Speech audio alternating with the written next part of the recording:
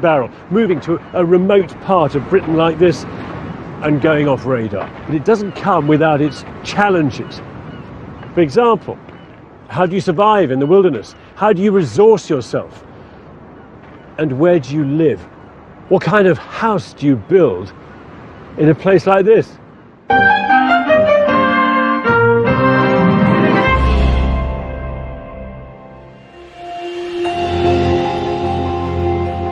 Over the past 15 years, I've been struck just how the people, the self-builders that we filmed on Grand Designs, have been the real experimentalists and pioneers in our built world. The places they've built, like all good architecture, represent them, of course, but also represent where they are. The design of these homes flexes with the surrounding environment. In the city... Wow! Do you know, this is about 3 times the size I thought it would be. It's just the way that you enclose a new space. In the sprawl of our identikit suburbs. I think of this as a bit of a model house, you know. In the depths of our conservative countryside. I wanted to show that you could bring this very traditional material right to the cutting edge of modern architecture. And out on the edges of society in our remotest reaches. This is unlike anywhere I've ever been. That's Mordor. In this programme, I'm journeying to the remotest parts of Britain to look at how our wildest landscapes inspire us to inhabit them and to understand what it is within us that yearns for the wilderness. I want to examine how we design for these most rugged of environments, how traditional buildings in the wild have informed contemporary design, and how self-sufficiency, salvaging and building with local materials are all essential to a fully rounded life in the remote. Free power! Yes! Living a remote existence doesn't always mean moving to a desert island. You can cut yourself off from society, choose to live off-grid and separate yourself from other people anywhere. A remote way of life is therefore an attitude, a state of mind that places you outside conventional society. And it takes a certain kind of person. If you want to live off the grid, out of the way, well, here's a checklist for you, because I can tell you it's not for everybody. You need to be stoic and self-reliant. You also need to be comfortable in your own company and your own skin. A person who doesn't get bored that often, because sometimes there's just nothing to do. And also, you need to be somebody who's prepared to go and catch their own meal and then cook it, and for that matter, knit your own socks. To go and live out there, you need to be a bit out there. And not least because the weather can be savage in the wilderness. To live in the remote is to define your life by weather. Lashing hail and snow, gale-force winds, and icy Arctic rain. In an odd way, it's quite exhilarating, and I think it's part of life in a remote area. Sometimes it feels like, you know, there's like a giant outside pushing against the side of the house, and you hear it shifting and moving. Winds and things like that will fly around. It's a wee bit like scenes out of The Wizard of Oz, you know, this kind of... In building a house that can withstand savage weather in areas like the west coast of Scotland, there are valuable lessons to be learned from vernacular buildings. I'm very struck by the fact that these materials, which are stone, lime, turf and thatch, you can find actually all over the British Isles. And for example, in the home counties, they'd be configured in a very different way to produce a very different kind of building. Here, this wall is sloped. This waterproof capping leads to another soft, curving roof. There are no sharp edges here on this building, nothing for the wind to catch. This is a building designed to withstand 100-mile-an-hour gusts. This is an aerodynamic building.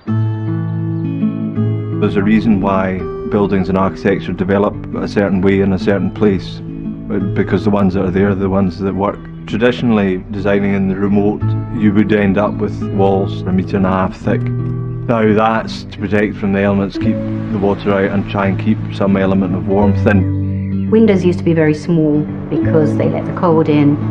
It's less architecture and more engineering that comes from a sort of tradition of knowing how to create a building that will last a long time. So they did it 500 years ago, it worked, so why on earth would you change it now?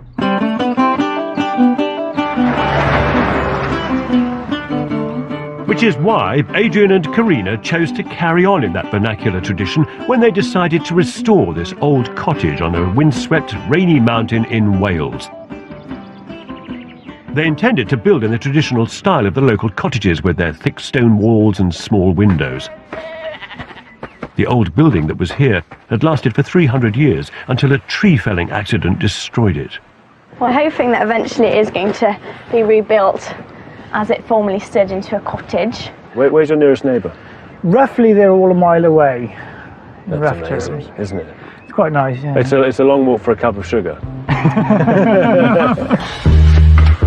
But though they'd chosen to build using tried and tested materials and methods, they couldn't escape the difficulties of building halfway up an exposed Welsh mountain with no shelter.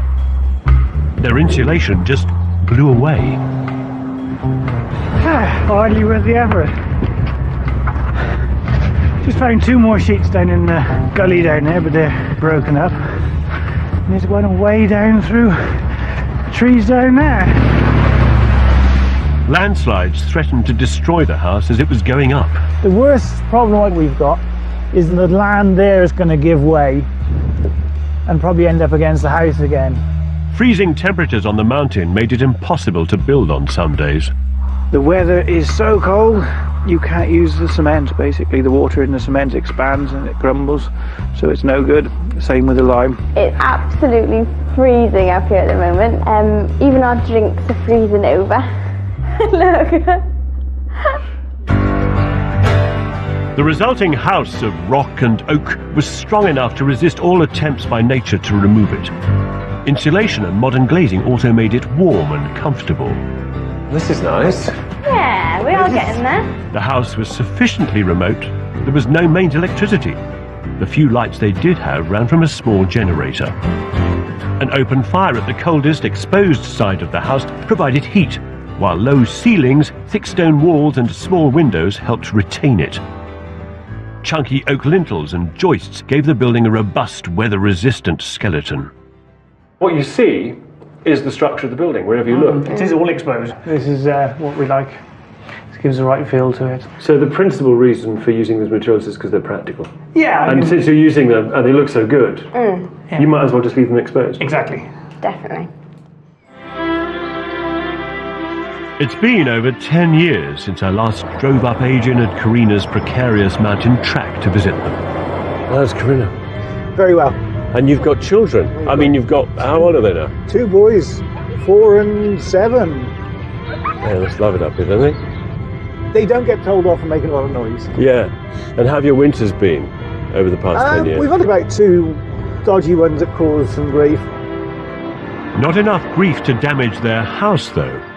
It's a tribute to the success and longevity of traditional building materials that after 10 years of harsh weather up here, the building is looking softer and better. You enjoyed, I remember, the building in a material which is tradition and part of this place. Yeah, definitely. I think there was just, no question that we were going to do anything else, really, rightly or wrongly. We just wanted to build something that we felt was in keeping, that, would hopefully stand up to the weather. There's plenty of houses built this way that are still stood up. And so why reinvent the wheel? We knew this worked. As their family grew, they rented out their sturdy old house and rebuilt the old barn next door as their new home. It is even more robust. They are incredible. Even larger roof slates, actually, than on the house. Incredible. How many ton they do this? 70 ton of Of stone roof. on the roof. 70 ton. The roof stays on because they're actually overlapping and holding. can see Each it. layer's There's a- slightly pressure in the one below. They're half and half, aren't they? Yeah, so It's a big overlap. There's only a third of the roof actually showing. It ain't going to blow away. Have you suffered at all from any wind damage? Not at all. On Not the buildings? not a No? single. The one thing, I mean, when other people say they have windy conditions, there's 2 flagstones blew off our patio the other day. So that's when you know it's quite windy, when your flagstone starts flying out. Oh, good Lord. Yeah, these are the broken ones up here. They were really caught by the wind and Yeah. flew off. It's not tied down, it will blow away. It'll be gone. Vernacular architecture is made in traditions which are special to a place, which have a local distinctiveness about them. That gives a fantastic connection, a fantastic identity to a place. However, it's possible still to design contemporary buildings in a vernacular tradition using those same ideas, but using an entirely 21st century language. A modern steel frame will be stronger than a traditional oak one in a vicious climate. So that's what Colin McKinnon and Marta Briongos chose for their exposed airfield in South Lanarkshire. We wanted something absolutely solid with the wind up here. There's no way it was going to budge. Earth-sheltered housing was brought into the 21st century by Phil and Helen Reddy in Cumbria in 2003. They built a heavy thermal mass concrete structure and added modern insulation and, of course, earth. We looked at the various performance of different types of eco-house, and earth-sheltered houses come just way above the others. And on the far-flung Isle of Skye, artists Rebecca and Indy Waterston, with their architect's rural design, decided to break with tradition and build an entirely contemporary, low-impact home that would sit within, rather than against, the extraordinary landscape. The landscape for us, where we are, is as important as the house is, I think, because we didn't want to just live inside a house, we wanted to be part of the place. The landscape's the reason why we're here. To survive the weather here, Beck and Indy's contemporary gem had to be super strong. They used modern materials and engineering to achieve the same strength and durability as vernacular buildings. They started with 2 steel goalposts set in concrete to hold the building up against fierce winds. The wind is gripping us like nothing on earth. Rebecca and Indy's architect also gave the house an aerodynamic shape to help it survive the gales on the island. You may ask yourself why Indy and Rebecca's house isn't blessed with a big oversailing roof to carry water away from the building. Why it hasn't got big eaves that protect. And that's why, instead, luckily for them, they have a roof which does this. And it's a bit more elegant. The turf hat this building wears makes it look like a moss-covered boulder. The super-insulated wooden cocoon is protective, airtight, healthy and modest. Designing and building something to survive in the remote is a mighty task. So, what is the pull of these wild places? What is it about these landscapes that draws us in and, despite their harshness, compels us to want to live there? What is it about landscapes like this that draw us to them, that make us want to live in them? I think it's romance. I think it's the romantic drive to make a connection with the natural world, to leave behind the modern urban civilized existence and instead connect to something more primitive that awakens, if you like, the natural within us. Nikki and James Debris were inspired to build their very bespoke, beautiful home by the surrounding magical landscape of the French Alps. I am so jealous. This is a nature reserve. It's paradise, isn't it? It's paradise. It really is. The beguiling charm of rugged Northumberland lured Stefan and Anya Lipkowski. The first moment when I was brought here, it had a special feel about it, this place, so there was no discussion. It's got a wild feel about it, and I think that's something we want to keep. Why are people attracted to the remote, I suppose, is because it's a sense of going back to what is elemental, something simpler. We're surrounded by so much technology, so much stress, so many demands on us, on ourselves, so much noise. The idea of being somewhere remote is the idea of being somewhere that doesn't have any of that. Just moving to the wilderness to immerse yourself in nature isn't enough for some. There are those who choose to build in order to forge a deeper connection.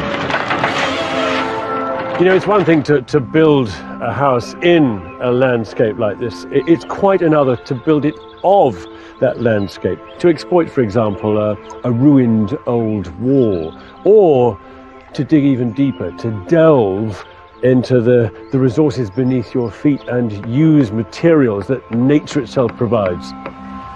In Northumbria, Stefan and Anya connected their new building to the area by using buried stone from old buildings on the site. We're putting old back, not new. We're using the stone that belongs to this plot. In Herefordshire, Ed and Rowena Waghorn sourced their timber from a local wood in the most traditional way possible. What's really important is that it feels good. It feels really good just to be getting it from 2 miles away, cutting it, sawing it, and building it at home.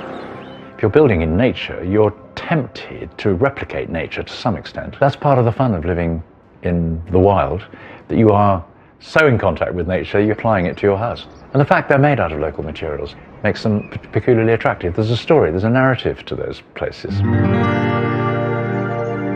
In 2003, Ben Law's house told just such a story. Deep in a wood in West Sussex, he wanted to make his house as much as possible from what was available in his forest. What's it going to look like, this house? It's going to be made of wood, from the woods. The idea being that it will season and blend into the woodland quite quickly. Although it's going to be a comfortable house, I want it to sit gently in the woodland. Ben's choice of materials were of that place and made a connection to that landscape. And so did the timber framing method he devised specifically around the chestnut poles he coppiced. There could have been no more local a design. What a structure! Yeah, it's lovely to see the shape of the cracks around with. It's an unusual shape, isn't it? I mean, most buildings are square, rectangular. It's very triangular. It is. It's one of the most simplest and strongest ways of putting wood together. As it went up, Ben's home spoke of the pleasure and importance of making things, like the 12,000 wooden roof shingles he cut by hand, and of how local materials like clay for plaster still have a value. Ben's house is famous now. It has become a touchstone for low-impact living and a model of how we can use resources, making do with what we've got. Ben was able to find a use for almost every natural material he foraged. These window seats are a typical example. So where's this wood come from? This is out of the woods here. I've used really pieces I've had stacked around for a while, and which I'd normally make into seats or furniture to sell, and thought, oh, that would do nicely.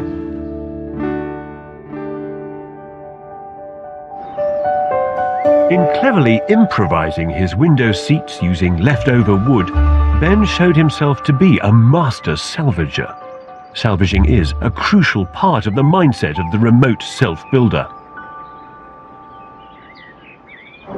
In the hands of a good recycler, the most unlikely of materials find a new use. On the edge of a forest in the Lot, Mark and Debbie made straw bales into walls. Kevin, how are you? In an isolated corner of Cambridgeshire, Kelly and Masako Neville turned a rotted tree into a bespoke staircase. What a thing! Out of this kind of very nobbly kind of organic object comes these kind of very sculpted forms. I think repurposing materials that are already there in a remote area is part of the tradition of the place that allows a lot of creativity, and I think it's a fundamental part of how you create in a remote area. I'd like to see everybody develop a little bit more of a scavenging mentality. There's nothing undignified about it, and it's right in a society where we are running out of resources. Perhaps the ultimate repurposers were eco-warriors Darren Howarth and Adi Norcher. They moved to a remote location in France to build a house almost entirely out of recycled materials. They salvaged timber from a builder's yard. They scavenged volunteers to build their house. They even repurposed their main structure, tyres. We're going to use just under 1,000 of these tyres. They're quite big ones. And we're not paying anything for them. They made walls from the tyres by ramming them with earth. It made for top-notch insulation and high thermal mass. You're reusing something that would otherwise just be rubbish, Okay. so it's like a carbon-neutral home. Yeah. Minimum consumption of energy, and it looks after itself, but it's also using recycled materials to build it with. Darren and Adi also used recycled materials to bring light into an otherwise windowless bathroom. Now press this one in. Never done this before. Do you like the idea? Do you like this idea? I love it. Do you? Yeah, definitely. Especially when you see the finished effect. I mean... See, I've seen so many of these things that just look a bit crap. This one didn't, though. In fact, for a house put together from waste products and reused materials, the building was very coherent. What do you think? Hey! Oh, it's lovely. Oh, this is good, isn't it? This is radically different from when I saw it last. Absolutely beautiful. This was an exemplary project that used waste, which is abundant even in the wildest parts of the earth, as a resource, and set an example of how many of us are going to be building in the future. Do you know what? This is my favourite room. Really? Yeah, it is. Partly because you've got this kind of great, big, curving, wild wall, you know, that's just hinting at the car tyres underneath. I like that. It's just so satisfying. This was a building made with the most unconventional of materials by the most unconventional of people. It's a characteristic of those moving to the wilderness I've become familiar with.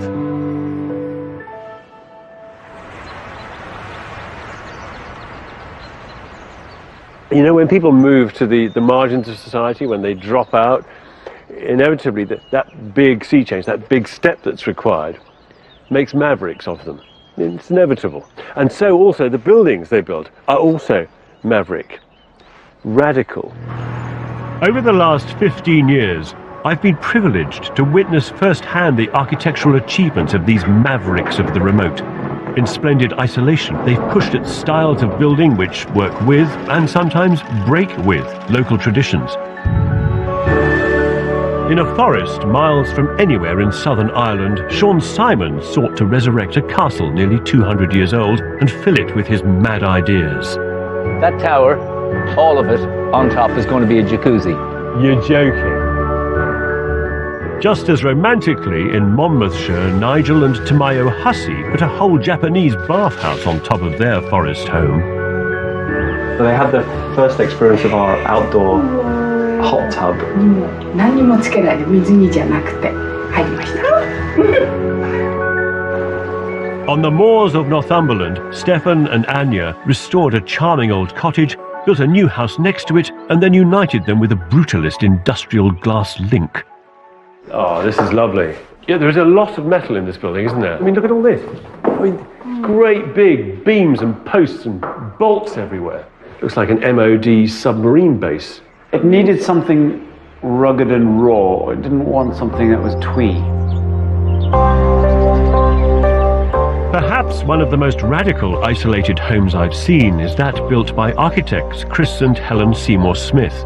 In 2010, they designed a maverick underground scheme in an area of outstanding natural beauty in the Cotswolds. Does this old building stay? Yep, it certainly does. That's going to be my office. Where are you going to live? Underneath it, of course. Standing on the roof. Here. Yep, this is the roof of the kitchen we're standing on right now. It seemed a mad idea. To build their house without damaging the barn, they had to build a temporary steel frame to support it, then excavate underneath. Building below the barn allowed Chris and Helen to introduce a pioneering and minimal home, England's first passive house, into a traditional landscape. Hello, Chris. Kevin. The transition from agricultural to crisp white walls, it's extraordinary. Bang! That's the right thing to say. Yeah, I mean, it's so bright, isn't it, in here? This house wore its engineering approach on all its sleeves. Industrial piping and conduits inside, solar panels outside to provide power and shade. I don't think I've ever seen photovoltaics included as a brise-soleil on a building like this. Lovely idea. The bold experiments of these pioneers of the remote would not be possible without the engineering advances of the modern world. So how, in the 21st century, does technology allow us to unleash our imaginations in the wild? The steel frame, that's what's taking the load, that's what's giving it the strength. It just looks solid, it looks reassuring, but it doesn't look heavy. In the past 15 years, there's been a real change in the way that we build homes. It's easy to imagine, isn't it, just how living in a wilderness like this and trying to make a home here implies somehow a great deal of compromise. But you don't have to live in a leaky shack or an upgraded tent. As building technology advances, so its reach advances. New technology is desirable and necessary in remote places. A low-energy lifestyle can come from burying concrete walls in the earth. triple glazing will now afford you views in the coldest of climates. Steel has a role to play in making buildings more rigid and efficient. Many remote self-builders do not spurn technology, they embrace it, so they can enjoy greater freedom and self-expression. It's an exhilarating place to work. It inspires architects, but I think it also inspires clients and people who are building houses to be a bit braver, to kind of express their enjoyment really of where they are. It is almost the ideal commission for an architect, to build in an environment where there aren't a lot of planners breathing down your neck, hundreds of people putting in objections to what you're going to do. And it's very much the vision of someone who is obviously passionate about being there and has a very clear idea of the way that they want to live. Two people with such a passion were Colin and Marta, whose love of flying led them to build the most remarkable home on their airfield. It's going to be a bit like a control tower. A little bit like a sort of control tower, yes. It means we can have a good look over things, see what's going on, because we will have most of our living space on the first floor, which will give us a better view over the entire airfield. But they didn't want just another chunky airfield structure. They commissioned from their architect, Richard Murphy, a delicate piece of sculpture, dependent on a precisely engineered steel skeleton. I think it's absolutely brilliant that the ridge is curved. It would, I mean, that's down to Marta because she wanted curves in the house. It's those tiny little things that actually turn out to be major things and just make all the difference to the project. Colin and Marta used mill-finished corrugated aluminium cladding for the building's skin. They also used special glazing to help the building better resist the elements. It's quite thick glass because it's actually taking quite a heavy structural load with the wind. Because the glass is so thick, you can see the colour of it. There is that glass green tinge, which is really nice. I like that. Thanks to the latest in building technologies, Marta and Colin's home is robust and warm, while still providing the maximum visual contact with the outdoors. Life in the far-flung corners of Britain does encourage self-builders to experiment with new building technologies. And as pioneers, I take my hard hat off to them for trialling new off-grid technologies, new hybrid solar panels or wind turbines, for example. It's technology like this that makes a life of self-sufficiency possible. I think one of the great appeals of living off-grid is that attractiveness of being not so heavily reliant on the infrastructure that modern society provides most of us with. You know, that great support system of power and energy and goods that we all rely on. And instead, you know, out here, you survive on what you've got. And with that comes a tremendous pride of being able to provide for yourself and your loved ones, you know? A real sense of satisfaction. Like being master of your own destiny. There is a holy trinity of self-sufficiency. Firstly, if there's no local supermarket or store, you're going to need to produce your own food, like Ed and Rowena Waghorn. Feeding yourself and looking after yourself and being responsible is hugely important. Secondly, with no mains electricity, you're going to have to produce your own energy and heat, as Ben Law did. The electricity from there runs into my battery storage. Huge! They are. They're 2 volts each from an ex-submarine. Submarine battery. And thirdly, with no dust cart or sewage connection, you're going to have to deal with your own waste, as Rob and Alida Saunders did back in 1998. You simply sit on the toilet, you do your business, it falls through into a composting chamber, and after a while it composts down into a really nice friable compost. I mean, this is poo? Yeah. If you live in a remote area, you're going to have to be pretty self-sufficient. You have to think about what happens if you get cut off, if you can't get supplies, if you need to make a living, how do you do that? So if you're not prepared to be self-sufficient, even for small amounts of time, I think you would really struggle. There are those remote dwellers who aren't just prepared to be self-sufficient, they see it as a principle of ethical living, like the inhabitants of this remarkable eco-community. This is an experimental, a pioneering project by the Welsh Government that is truly off-grid, and it's in Pembrokeshire. It's called Lammas. There's no mains electricity here, no gas, and every household has to fend for itself and work amongst and with nature.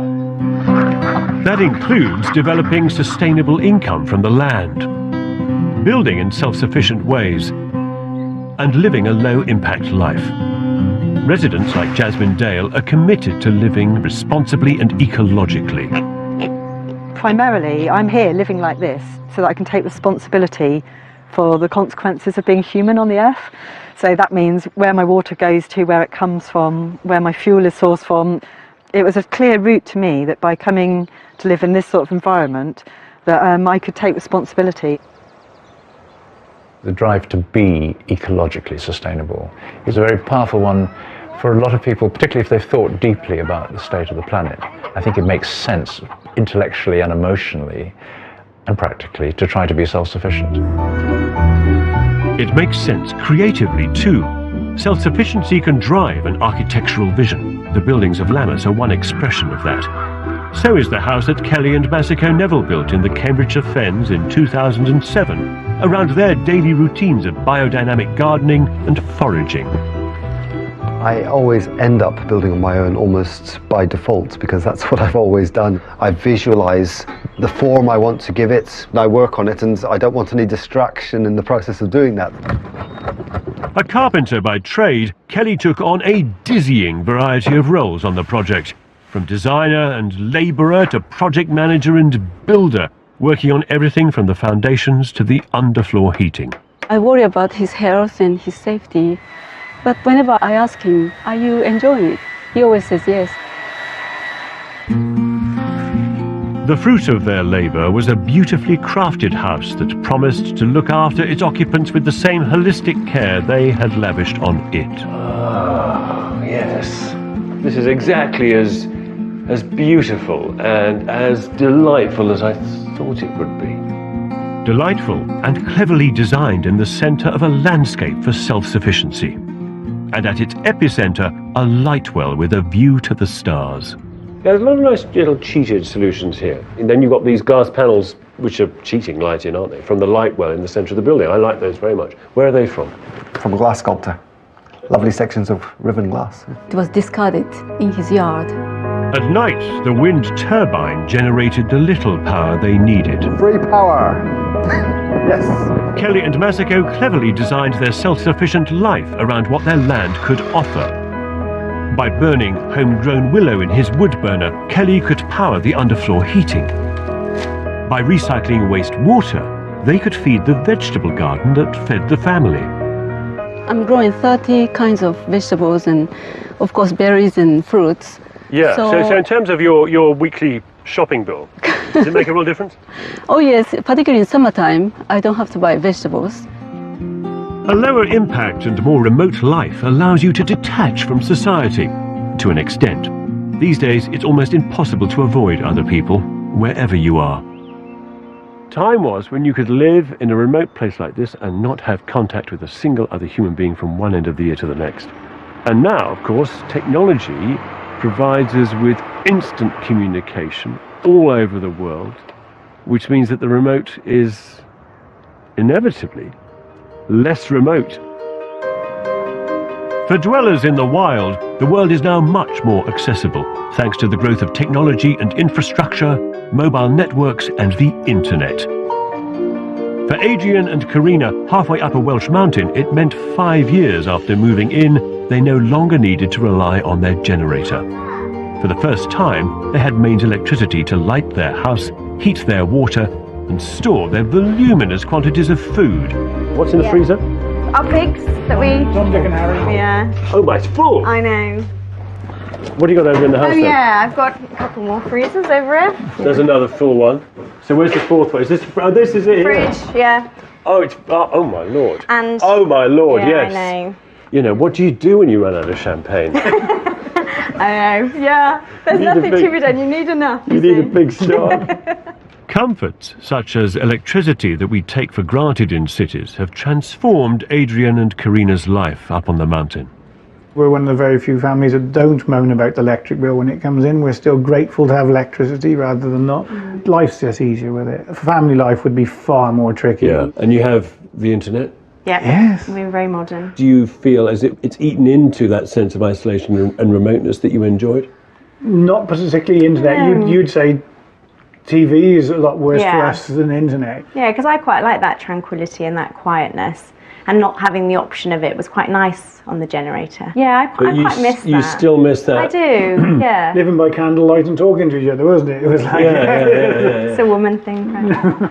On the whole, the electricity is a good thing to have. We would recommend it. The internet is a good thing to have. The television is not. Not. No. Bad news for me. The connectedness to the wider world that technology brings is often a welcome new development in remote areas. But connectedness to other people has always been an essential part of life out here. The greatest paradox of the wilderness is that a life of isolation and solitude is only possible with the help of a community.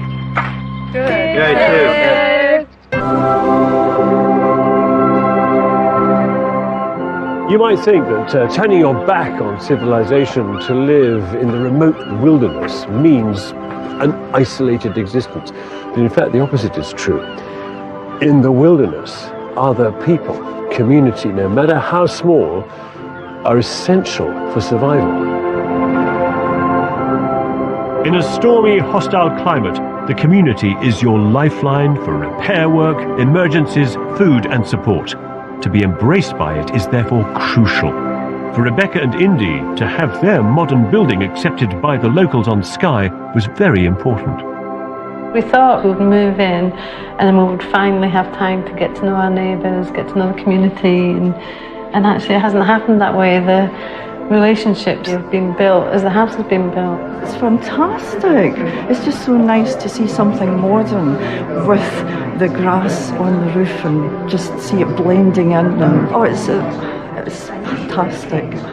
There's immediately much more a feeling of community in the remote than there is in big cities. You know, the smaller remote places, people tend to look after each other. You can find yourself less independent and autonomous than you realised. Particularly if you're dependent on one neighbour 10 miles away, you're thrust by need and by duty and obligation into a small community. The total isolation of the remote life is a myth. The self-builders of Grand Designs have shown me that existence there would be impossible without people. Ben Law is a case in point. He moved to the woods by himself, but as time went on, he connected not just to the land, but the people around him. Is he? Yeah. Firstly, as he built his house. I think it's almost time for beer. Then when he met Bev and had a family. And who is this? This is Ed. Now Ben's life is integrated with the small village nearby. He's built a community shop using the same local materials, cruck-framed design and techniques he developed for his home. It's run by volunteers and feeds any profit it makes back into the village. I'm impressed. It's very elegant. Thank you. In the past, people were maybe driving 8 miles to and fro to get a pint of milk. Yeah. You know, my parcels, you imagine a parcel trying to get up to my place. It's not very easy. So they drop them off here. You know, they'll sort out all sorts of things from here for different people in the village. So it's a real networking hub. It means your life is well provided for. You know, it's inevitable, isn't it, that it is. You have to plug in. You do. You do. Ben is anything but alone. Now he welcomes aspiring woodland managers, educational groups and corporate folk to spread the word about the off-grid life. Self-builders of the wilderness are trending. The values of self-reliance and self-sufficiency, which are so necessary when you live somewhere out of the way, are now also emerging back in our towns and our cities. They are becoming fashionable. The surprising thing about the architecture of the far-flung wildernesses of Britain is how much it's affecting design in our cities. How we survive in our wildest landscapes is feeding back into everyday life. Remote dwellers have made self-sufficiency mainstream. Ian Hogarth and Claire Farrow, who built a magnificent disco basement home in London, clad their house in solar panels, which now provide heat and charge their electric car. We're generating so much electricity, I can do a week's worth of journeys, I think, for about £2. City dwellers have also adopted elements of wilderness design as a means of integrating buildings with their environments. Hello. Hello. Ben and Rachel Hammond gave their house on the edge of a park in South London a green roof to better help it blend into the adjacent landscape. I think this green roof is more important than a second bathroom because it's so much part of the view as you look out from these bedroom windows and out into the park. This is where the park starts as far as I'm concerned. I think a remote life is still something that many people, probably in an urban environment, aspire to, even in a small way, just to keep that contact with nature, because cities historically have almost become about denying the presence of nature. Whilst wilderness architecture influences our cities, so urban design ideas of maximising light, cheating space, and zoning open-plan living areas have infiltrated building design in the remote, evolving architecture previously barely changed for centuries at a rapid rate. At the outer reaches of Scotland, there is an extraordinary project on the tiny island of Tiree, home to only 650 people. I think this house might represent the future of building in the wilderness. Oh, wow. What a beautifully integrated piece of modern architecture this is. This is the award-winning House 7 that encapsulates some of the best ideas in remote architecture that I've seen, using local materials, technology, and sleek, weather-resistant forms. It recycles an existing building and upgrades it, then stitches it among a new family of structures.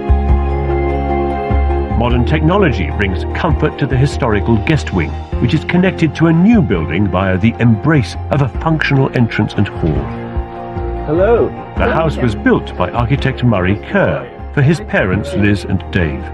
Murray, good to see you. How are you? It's light and warm and spacious. You designed this, and it's won awards. Yes. And it has been adopted by the local authority as an exemplar dwelling. I was happy that the planners did take the view they did, rather than approving bungalows and so on that you see on other islands. This is a much more interesting concept. The inside is a sequence of delightful, changing spaces that are generous and enjoyable. And tell me how this building then relates to its setting and the weather and the landscape and how it looks after you. We're very careful about looking at the orientation, the sheltered south-facing garden, the entrance is in the northeast away from the prevailing winds, and the buildings all slightly sail past each other, so there's always a place for shelter so you can go and have a cup of coffee in the sun.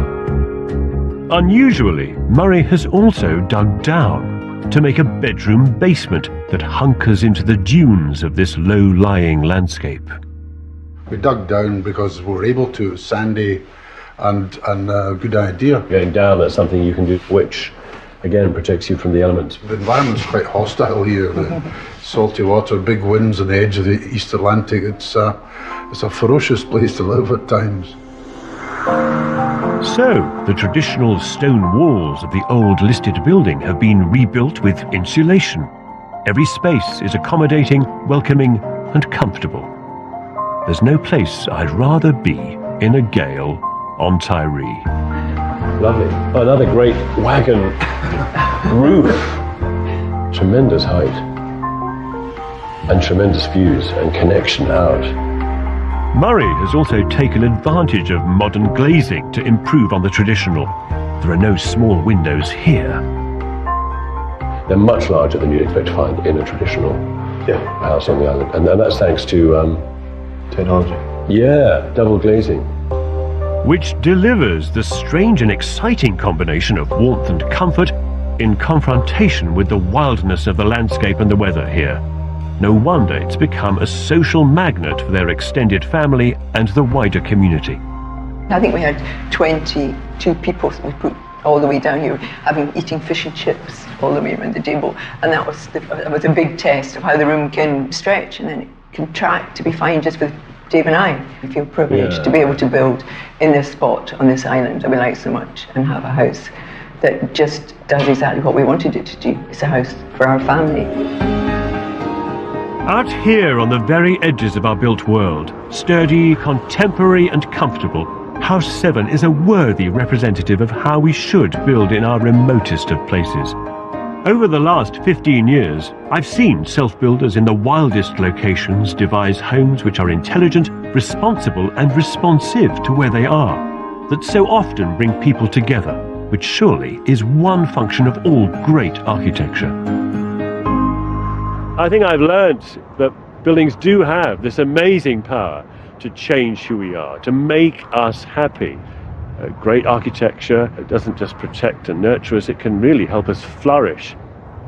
One architecture critic said that any great building ought to be capable of absorbing large quantities of human energy and then, over time, repay it with interest.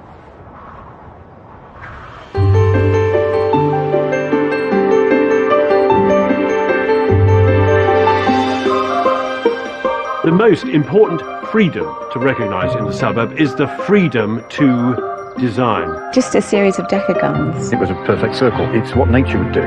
Nature doesn't grow squares. You see these other chalet bungalows, you come around and you go, wow! Across the acacia avenues and myrtle groves of Britain, there's a building revolution going on. All my life I've envisaged a white house. We've got one now.